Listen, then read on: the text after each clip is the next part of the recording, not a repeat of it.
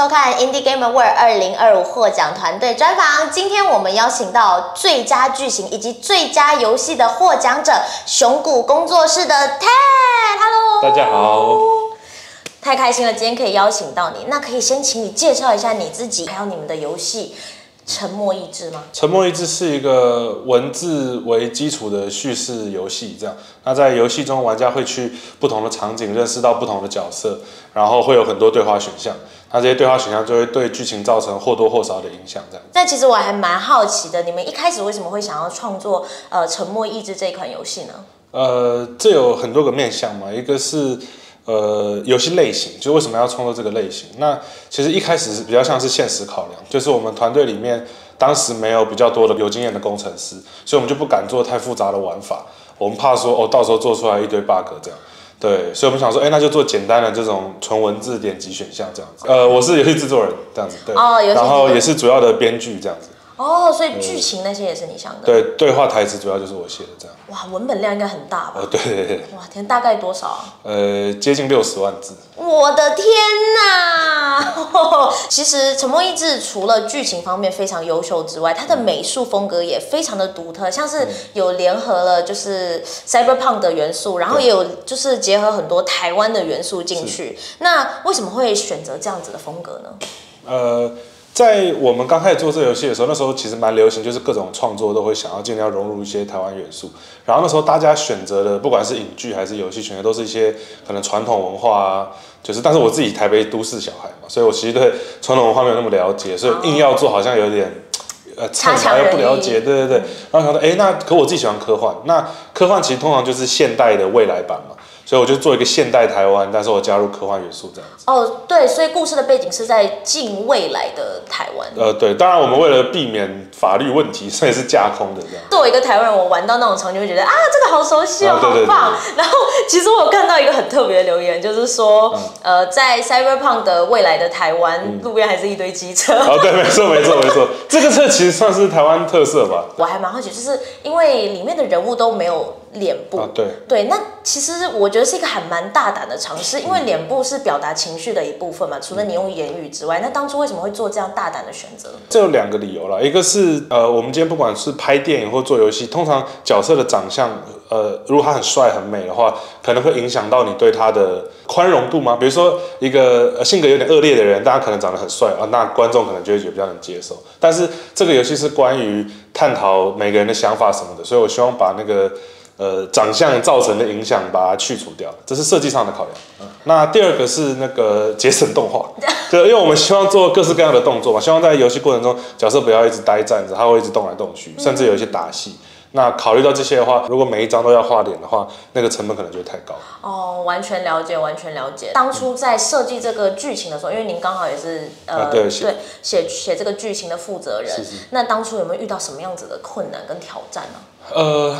有蛮多困难，因为我们游戏其实一开始就有想到说，这种游戏大家玩家选就是要做剧情的分歧嘛。那我们有尝试参考一些游戏，但是我们后来发现，剧情如果去分歧的话，你很难让故事在一个统一的故事线上。可同一时间，我们又希望让玩家有参与感，就不要觉得我选什么都没有意义。所以我们就把心力全部放在让 NPC 会很关注你的反应，比如说他今天问你天气好不好，然后你可能说天气还不错，那这看似无聊的一句话，可能在后面聊一聊的时候，他就会说不然今天去散步你不是说天气好，对这就是 call back 到你前面有选的东西，就是让你的那个沉浸感在提升，然后觉得NPC 有认真在听你讲，这样也许不会因为这样剧情发生很大的转折，但是我希望可以增加玩家的参与感，这样。这样感觉真的很棒其实我最近也很多游戏在往这一方面去发展嘛，就是用那种 AI 去。对 AI 就是想要让这件事情更方便嘛。那之前有想过使用 AI 去生成对话吗？我们刚开始做的时候 AI 还没有那么发达，对，然后可是到现在我们有尝试去接触一下，但还没有那么方便的可以加入游戏中。所以未来可能有这方面的考虑。也许有。那这样很贴合你们的主题也跟 AI 也有关，对好神奇哦。我觉得就是做独立开发的话，大家应该都会遇到很多类似的困难，就是沟通协调什么，钱的钱一定是最大的问题。这样就我们可能大家会想象说做游戏就是一直 focus 在游戏上，但我们也要同一时间去找钱嘛。对，然后找了钱之后，我还要找会计，找会计之后我还要做账什么，就很麻烦。对，其实不只是做游戏，对，运作一个团队啦。对对对。然后像我们的游戏画面对我们来说很重要，所以我们美术就下很多功夫，想要把它做好，想要做很多效果。可是我们负责管理游戏效能，就是确保你这个游戏在各种电脑都跑得动的人，他觉得说哦不行不行，这太华丽了，我这电脑跑不动。所以大家每个人的工作有点像是互相拮抗、互相对立，就怎么取得平衡就是一个很大的挑战。那你们开发的中间有没有遇到一些比较有趣的事情，或是你们那种有没有什么把自己的经历融入到这个故事里面的？你说个人的经历吗？对对对，有一个虽然有点白痴，但就是我们游戏里面有一个场景是类似厕所，就男生那种小便斗厕所。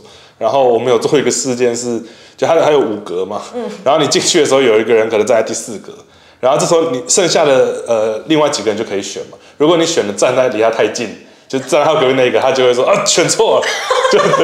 对，因为男生上厕所会有习惯，就是我好像有听说过。对，像这算是个人经验吧，虽然没有那么有意义，就是搞笑了。但很好笑。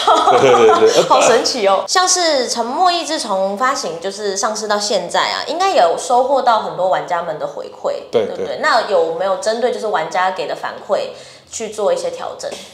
有啊，像我们游戏刚上周，我们就把结局又补了一小段，有一对类似情侣的人，他们原本在故事的开头是有提到他们可能要结婚还干嘛的，然后可是到游戏最后这件事情就好像就不提了这样子，因为发生很多事情嘛，所以他们也忙，他们就忘了这件事情。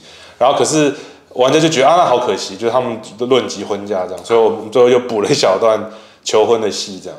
对，真的、因为那时候很多人就觉得说为什么没有这个，然后我们想有道理，所以我们就赶快补了一段上去这样。哇，好听玩家们的反馈哦。我觉得就是这个时代的开发者一定，尤其是像 Steam 会有各种社群媒体的功能，让我们可以很快去知道玩家想要什么，然后但是我们自己也有技术上的障碍，像我们的存档系统是很多玩家会反映说不太方便这样子。我们自己作为玩家我们也很清楚这一点，但就像一开始说的，我们的工程能力至少在那个时候是不够强的，所以我们没有办法改这个东西，这就很痛苦。就是我们知道改了绝对更好，但是我们动不了刀这样子。其实我一开始我刚玩的时候，就是开头它不是在医院里面，对。然后我其实有被吓到对，还蛮恐怖的。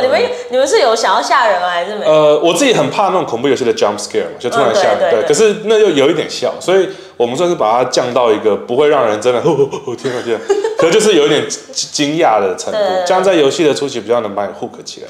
对，真的，我觉得那个真的很吸引我，会让我想要知道这到底发生了什么事情。对。本次因为你们获得了 Indie Game Award 2025的最佳剧情以及最佳游戏的最大奖项，那对于这个你们有没有什么感想想要跟观众分享的呢？就是超级受宠若惊，这样就是觉得居然是我们这样子，剧情的话，我们会觉得算是比较 well earned，就是我们自己努力往这边去做完，那有成功就很开心这样。可最佳游戏就是真的是就是很谢谢评审的支持这样。然后我觉得是一种鼓励吧，就是因为我们大家对传统游戏的印象还是要打打杀杀，就是 gameplay 比较多的游戏才有机会赢这样。但是我们在今天这个场合靠以叙事为主的游戏还能赢，我觉得是个鼓舞这样子。就是除了像 TGA 那种超大型国际奖项以外，在直接对玩家的行销上，奖项一般来说可能没有那么强大的效果，但是它有很强的背书效果。就是如果大家去看那个 Steam 的那个商店页面，很多游戏就会把它得过奖全部列在那边嘛。所以我今天点进来看这个游戏，评价还不错，然后往下滑，一排奖项，我就会觉得那这游戏如果是我喜欢的类型，那我应该不用担心它的品质，因为它得这么多奖。发行商跟商务洽谈也一样，就是他们可能像今年我们参加的这个会议中，就很多人会提到说，我看到你们得奖这样子，所以他们对我们的案子就会更有信心嘛，就觉得说，这东西应该是值得花时间去了解的。因为我觉得对商务谈判来说，很多时候重点是对方要先对你有兴趣，对不对？因为实际上最后都是你东西要拿出来给人家看，在那边谈，要那边算数字。但是如果有奖项这种东西，他就会觉得2份履历当然先选你嘛。当然，这个帮助就是比较大的。哇，真的很高兴 Indie Game Award 有为你们带来这样子的帮助，真的。那之后熊谷工作室是会继续持续在维持或是更新这个沉默益智吗？还是说我们会有新的 project 呢？我们已经全力在开发新作了。对，然后就是算是我们可能不会叫它2代，但是它的故事跟前一代是有直接关联。对。真的那有预计？这个就不好说。我们希望不好说啦。我们希望控制在3年内游戏要上。其实还蛮快的耶。对，因为我们在沉默益智中有学到的教训，就是游戏做的长的那个CP 值太低了。不是说你投入越多成本，你的销量就一定等比的越好，它有一个甜蜜点嘛。